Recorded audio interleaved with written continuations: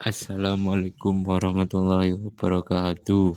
Perkenalkan, nama saya Gayaswati Haidar dengan NRP 2325673 dan teman kelompok saya Rizky Raditya Nugroho dengan NRP 2325675 dari kelas 1 D4 Elektroindustri C. Izin menjelaskan video tentang muhasabah akhir Ramadan. Atas segala nikmat yang telah Allah berikan, terkhusus nikmat iman, nikmat Islam, nikmat kesehatan, nikmat umur panjang, dan nikmat diberikan oleh Allah kemudahan sampai di penghujung dari bulan Ramadan yang mulia ini. Alhamdulillah, alhamdulillah.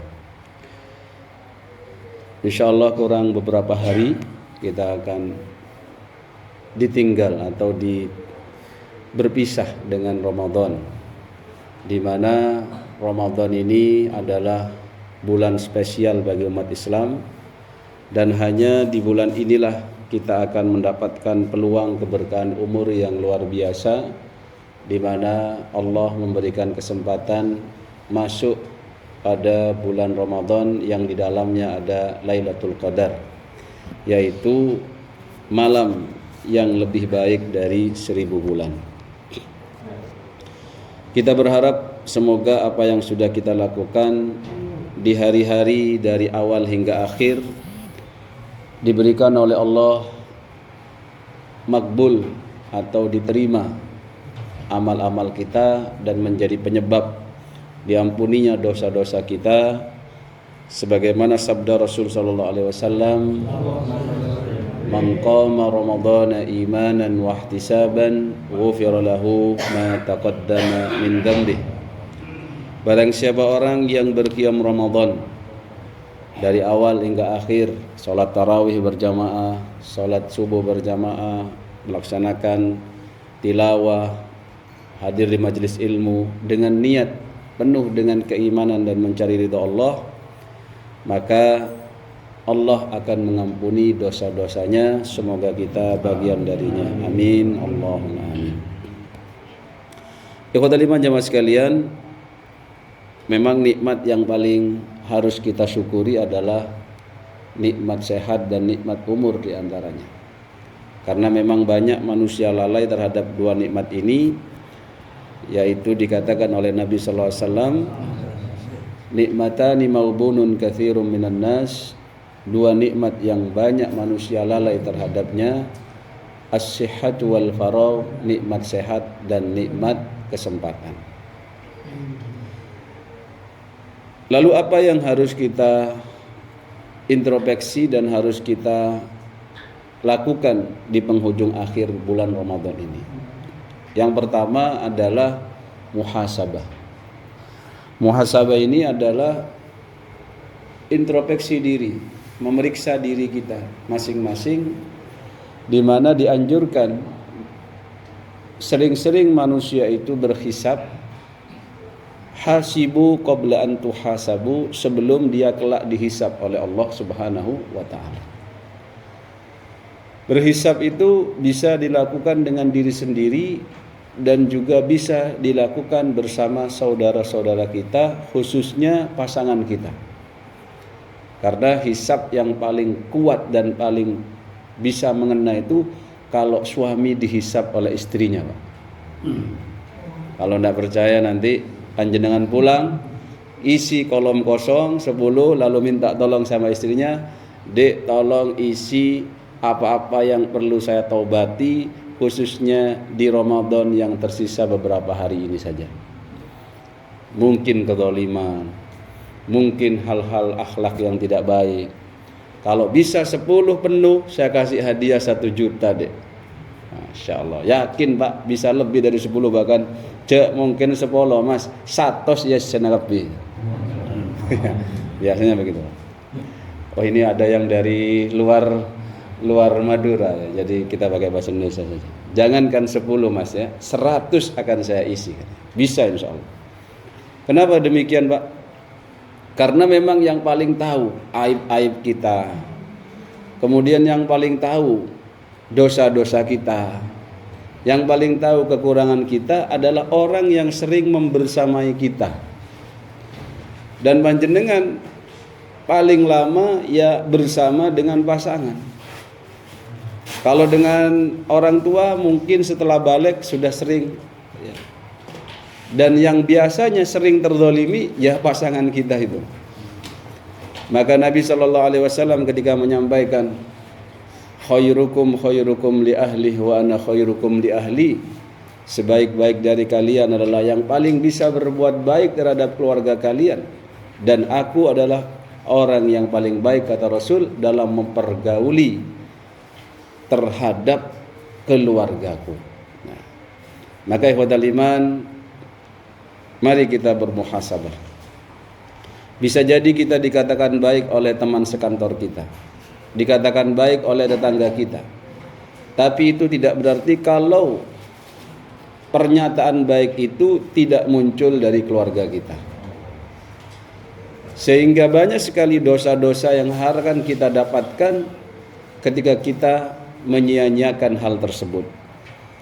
Dikatakan kafa bil mar'i ithman ayyudayyi'a may yaqut.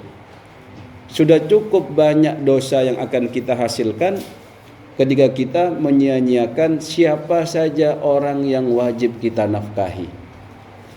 Jadi panjenengan muhasabah pertama itu jangan fokus kepada sejauh mana saya beramal dulunya, tetapi muhasabah yang paling harus kita dahulukan adalah sejauh mana saya terhindar dari kezaliman. Padahal wa ma lidh-dhalimina min hamimi wala syafi'i yuta. Orang yang zalim ini siapa yang mau menolong? Wa ma lidh-dhalimina min nasir. Tidak akan ada orang yang bisa menolong orang yang sudah berlaku zalim. Sedangkan kalau kita ini, tatkala kita memiliki masalah, tatkala kita ini tersandung masalah, pasti yang paling awal menolong kita adalah orang-orang terdekat kita. Istri kita, anak-anak kita, kerabat kita, tetangga kita. Dan itulah kenapa Nabi menganjurkan kita untuk berbuat baik kepada orang-orang terdekat kita. Kalau dalam keluarga tersebut tadi yang sudah saya sampaikan, begitu juga may yu'minu billahi wal yaumil akhir falyukrim jarah. Barang siapa orang yang beriman kepada Allah dan hari akhir, silahkan muliakan tetangganya. Falyukrim dhaifah, muliakan tamunya. Karena dialah nantinya yang akan membantu kita tatkala kita memiliki masalah. Ikhwatal iman jamaah sekalian, maka mari kita introspeksi sejauh mana kita terhindar dari kezaliman. Karena Allah Subhanahu wa taala telah berfirman dalam hadis qudsi, ya ibadi wa hambaku inni haramtu dzulma ala nafsi. Sesungguhnya aku mengharamkan kezaliman terhadap zatku. Wa ja'altuhu bainakum muharrama. Begitu juga aku haramkan kezaliman di antara kalian. Fala tadzalamu, maka janganlah kalian saling mendolimi. Apakah ada kira-kira Pak pasangan terdolimi dengan pasangannya? Ada. Banyak ya? Ada. Salah satunya contoh, ada seorang suami karena mungkin marah sama istrinya, tidak hanya membentak tapi sampai memukulnya. Padahal dari Al-Quran pun tidak boleh, dari hadis pun juga tidak boleh, dan Nabi tidak pernah memukul istrinya. Bahkan larangan secara umum, la tadribul wajah, jangan sampai memukul wajah. Kalaupun panjenengan mau memukul, itu tingkatan yang paling tinggi dalam artian sudah melakukan amar ma'ruf nahi mungkar dengan apa? Dengan lisannya, dengan hajarnya. Hajarnya itu tidak tidur bersama. Dan kalaupun memukul itu tidak boleh pukulan yang menyakitkan. Mungkin dengan jubahnya atau dengan surbannya. Dan itu pun untuk kebaikannya. Mungkin subuh belum bangun dipukul. Ayo subuh, ayo waktunya salat subuh. Bukan hanya karena hal-hal sepele kemudian ditempeleng, Pak. Ditempeleng, akhirnya sudah pakai akik 3, ditempeleng bolak-balik, matanya moncrot. Nauzubillahi min dzalik. Dan itu KDRT, dan bisa dicek di pengadilan agama berapa banyak yang bercerai gara-gara itu. Jadi perceraian itu banyaknya, satu diantaranya itu KDRT, kekerasan dalam rumah tangga. Yang kedua, adanya suami yang mati sebelum mati dirinya. Maksudnya apa? Wujuduhu ka'adamihi, keberadaannya sama dengan tidak adanya. Maksudnya seperti apa? Silakan dicek di pengadilan agama atau kasus-kasus yang terjadi. Banyak sekali ya, perceraian itu yang disebabkan dikarenakan adanya kezaliman dari pihak suami yang tidak menafkahi istrinya dan anak-anaknya. Ditinggal berbulan-bulan tetapi tidak disiapkan nafkahnya. Padahal yang saya katakan tadi dalam sabdanya bahwasannya sudah cukup kezaliman yang kita lakukan dan dosa yang kita dapatkan tatkala kita itu menyia-nyiakan orang-orang yang wajib kita nafkahi. Maka ikhwatal iman jemaah sekalian, mari memeriksa diri ini adalah mulai dari diri kita dan keluarga kita. Wa 'alal mauludi lahu rizquhunna wa kiswatuhunna bil ma'ruf. Mungkin masa-masa pandemi ini akan mengurangi penghasilan kita. Masa-masa pandemi ini 2 tahun berlalu akan mengurangi hasil usaha dan bisnis kita. Tetapi tatkala kita benar-benar ingin menjalankan perintah Allah, liyunfik dzu sa'atin min sa'atih wa man qudira alaihi rizquhu falyunfik mimma ataahu Allah la yukallifullahu nafsan illa ma ataha. Kita diperintahkan untuk berinfak, di mana nafkah itu adalah bagian infak yang wajib dan tidak dituntut melebihi kadar ketidakmampuan kita. Tetapi apa? Dituntut hanya la yukallifullahu nafsan illa ma ataha, sesuai kemampuan kita. Misalkan kita hanya berpenghasilan sekian-sekian, yang penting kita sudah memberikan nafkah. Bahkan saya punya security di perumahan itu, punya istri 2, gaji hanya 1.500.000-an. Saya dapat bocorannya, gimana kok bisa itu? Dia katanya untuk dia 500, dikasih untuk istri satunya 500, yang satunya untuk 500. Masya Allah, ini yang gaji 3 juta istrinya 1, gak nambah-nambah. Kok bisa itu? Kan luar biasa. Yang kita lihat bukan besaran 500 ribunya, tetapi bagaimana tanggung jawabnya ini seorang security ini ya. Terus membagi dan terus memberikan istiqomah sehingga istrinya ridho dengan yang sedikit. Dan ridho bil qalil itulah Pak, qanaah yang sesungguhnya. Ridho dengan apa yang diberikan oleh suami, walaupun itu sedikit baginya, tapi karena keberkahan yang ada dalam rezeki itu, dan suaminya pun bersungguh-sungguh ya, memberikan apa yang dia mampu. Karena kalau kita lihat 1,5 juta itu 1/3 yang dia berikan Pak, ya kan? Belum tentu orang yang bergaji 10 juta memberikan 1/3 dari gaji yang didapatkan. Sedangkan ini orang bergajinya 1,5 juta memberikan bahkan 2/3 dari penghasilannya untuk keluarganya. Maka ikhwatal iman jemaah sekalian, tanggung jawab kita sebagai suami itu berat Pak.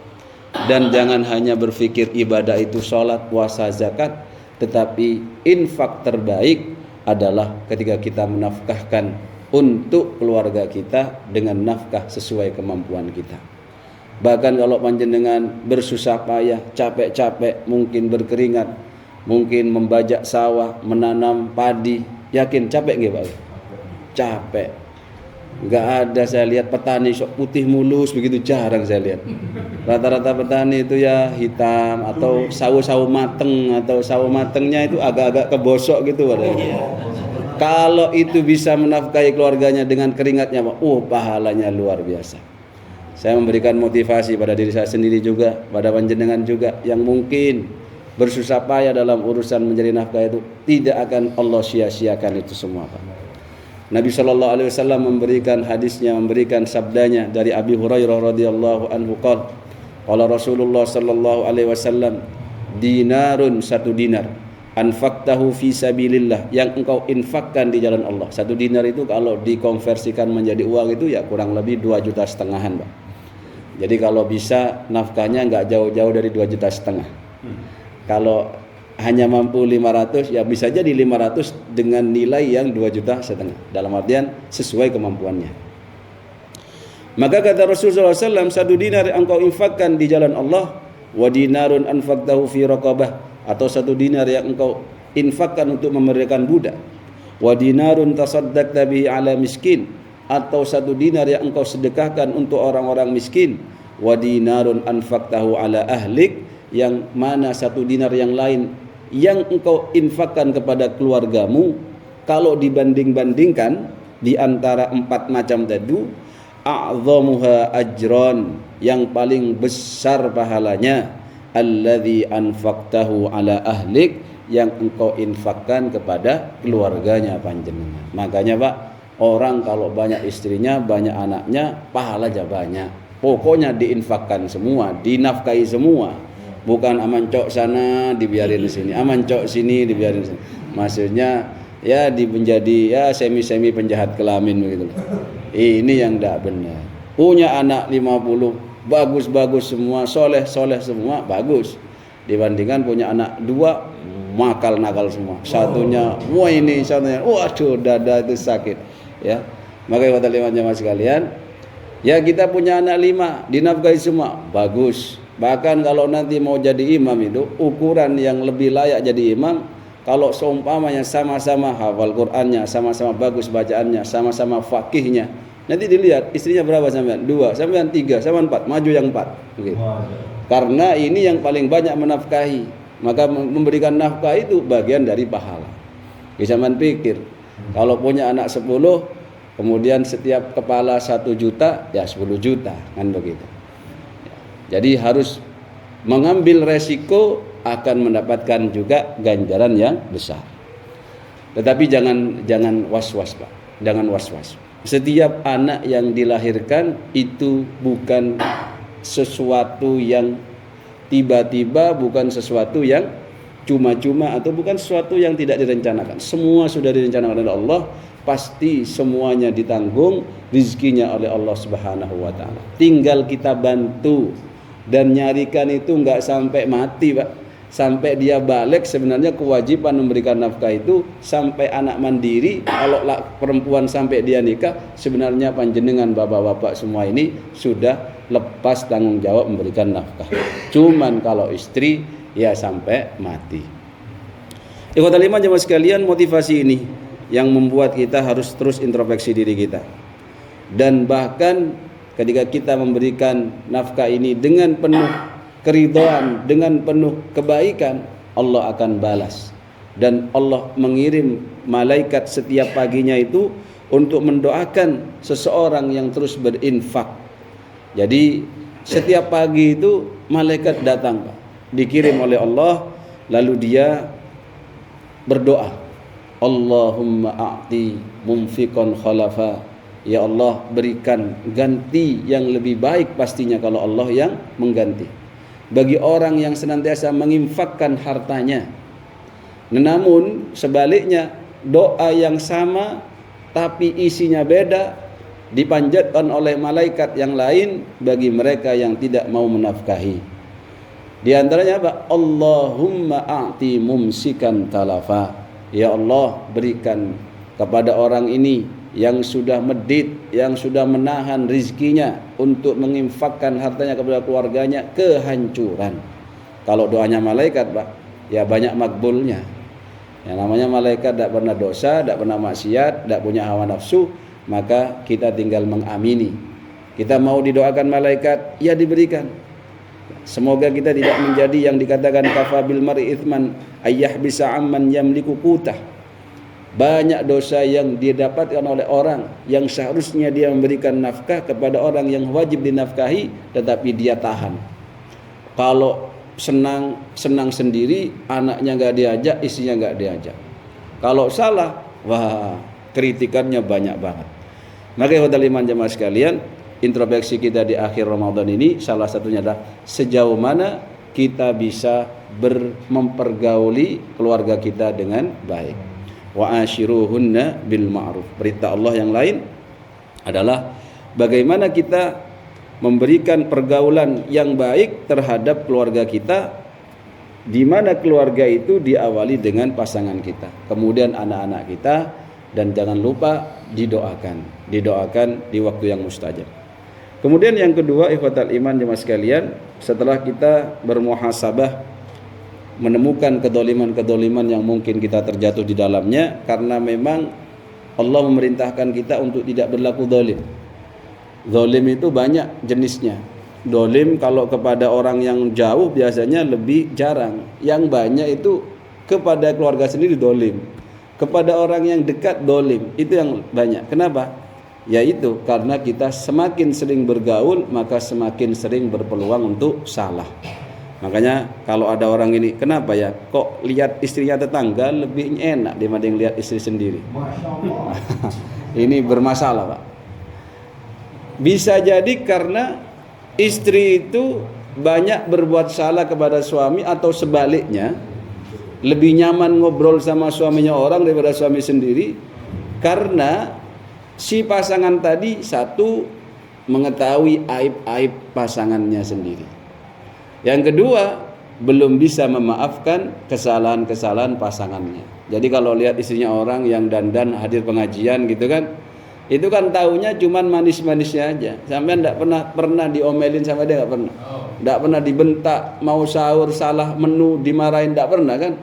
Ya taunya yang bagus-bagus saja, yang senyum-senyum saja, yang urusan muka masamnya tidak tahu, akhirnya lebih enak dipandang. Padahal kita diperintahkan untuk menundukkan pandangan.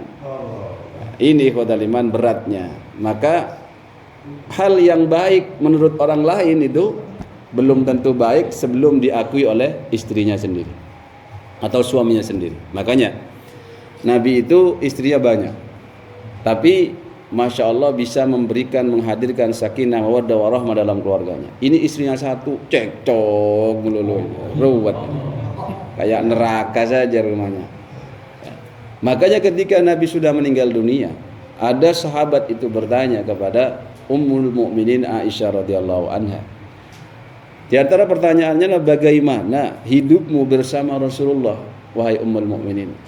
Ya, karena kalau panjenengan lihat, orang-orang orientalis itu ingin menyematkan sesuatu yang buruk terhadap diri Nabi. Orang orientalis itu, Pak, belajar Islam, tapi dia sendiri gak Islam. Apa yang dia inginkan? Dia ingin mencemarkan Islam dari dalam, mencari-cari kesalahannya. Termasuk dia cari-cari, nabimu itu usianya sudah 40 tahun, 50 tahun bahkan, kok bisa nikahin anak yang usianya belasan tahun. Makanya kalau sini misalkan ya, jenengan usia 50-60 tahun dapat perawan 12 tahun, kan orang udah tua keladi, makin tua makin jadi. Padahal ya beda, Pak. Usia Nabi 50 tahun dengan usia orang kelean 50 tahun itu beda lah, Pak. Oke. Beda, gantengnya beda, harumnya beda, halusnya tangannya beda, halus kulitnya beda, kemudian pengaruhnya, karismanya, daya tariknya beda. Jangan disamakan dengan kita ya, mungkin saru kalau kita samakan dengan kita. Akhirnya dibuatlah bagaimana orang itu melihat pada Nabi itu jelek. Dan ditanya oleh seorang sahabat Ibnu Umar itu kepada Ummul Mukminin Aisyah radhiyallahu anha, sepeninggal beliau Rasulullah, bagaimana hidupmu bersama Rasulullah wahai Ummul Mukminin? Jawabannya apa, Pak? Semua hidupku bersama Nabi indah, nggak ada yang nggak indah. Keren banget, Pak. Kemudian apa yang paling indah katanya? Di antara yang paling indah itu apa katanya? Saat itu ketika saya tidur bersama Nabi, kulitku bertemu dengan kulitnya. Kemudian beliau izin ke saya, minta izin. Katanya apa isi izinnya itu? Wahai istriku, bolehkah saya bangun duluan untuk sholat tahajud? Izinnya, Pak. Maka saya nggak cocok kalau orang nikah lagi gak izin itu, Pak. Ini mau tahajud aja izin, pas enak-enak tidur kelonan bareng gitu loh. Kulitnya menyentuh dengan kulitnya, berselimut bareng, tidur bareng, izin. Saya izin, mohon maaf ini mau tahajud. Kenapa? Karena dia memahami, Pak. Nabi menyontohkan, mempergauli istri itu dengan baik itu adalah wajib, fardu ain, bukan fardu kifayah kan? Kalau fardu kifayah dirawat sama tetangga, dirawat sama Pak RT, dirawat sama ini, ruwet sampean. Juga sama. Lah, ibadah sholat tahajud itu sunnah. Walaupun memang sunnahnya yang paling luar biasa, wa minal laili fatahajjad bihi nafilatan laka asa ayyab'atsaka rabbuka maqaman mahmuda. Tapi Nabi tidak menghilangkan hak dari istrinya ini. Maka bagaimana kalau kita urusan gara-gara hal yang sunnah, kita meninggalkan yang wajib, gitu loh. Wajib mempergauli istrinya dengan baik, lalu kita tinggalkan itu dengan alasan sunnah-sunnah. Maka ikhwatal iman, introspeksi diri itu mulai dari yang wajib-wajib saja. Bahkan ketika ada sahabat bertanya, ya Rasulullah, andaikan saya melaksanakan yang wajib-wajib saja, kemudian saya meninggalkan yang haram-haram saja, tidak menambah dari itu, tidak menambah dengan yang sunnah, tidak menambah dengan yang lainnya, apakah saya masuk surga? Kata Nabi, iya, kamu akan masuk surga. Tapi masalahnya Pak, bisa nggak kita zaman akhir seperti ini, apalagi meninggalkan yang haram? Kalau kita ke pasar ngabuburit saja sudah dikasih suguhan yang haram. Makanya kalau saya naik mobil sama istri, kemudian ada yang paha-paha keleleran itu, ya, saya bilang, itu loh, itu contoh yang bikin seorang suami pingin nikah lagi ya gitu. Ya. Soalnya dikasih suguhan-suguhan yang haram. Lah kita manusia ini juga manusia yang normal. Ya, kadang juga condong, kadang juga terfitnah. Dan tidak meninggalkan yang wajib. Dan wajib tidak hanya urusan sholat hablum minallah. Wajib itu ada hablum minan nas. Hablum minan nas yang paling banyak orang itu tidak perhatikan adalah hadirnya sosok ayah dalam keluarganya, Pak. Saya kalau ngajar anak TPQ usia kelas 5 SD, 4 SD lah. Baca surat An-Nas saja belum bisa. Ditanya kelas berapa, Dek? Kelas 4. Terus ngajinya gimana? Masih tilawati 2. Tilawati 2, Pak. A baba kakak itu. Betata ya. Maka ikhwatal iman di sini ya, sosok kehadiran kita, kewajiban kita menjadi orang yang hadir dalam keluarga kita. Kita tutup dengan doa majelis, semoga kita dimudahkan oleh Allah menjadi orang-orang yang bisa melaksanakan kewajiban-kewajiban menghindari yang haram. Assalamualaikum warahmatullahi wabarakatuh. Subhanallah.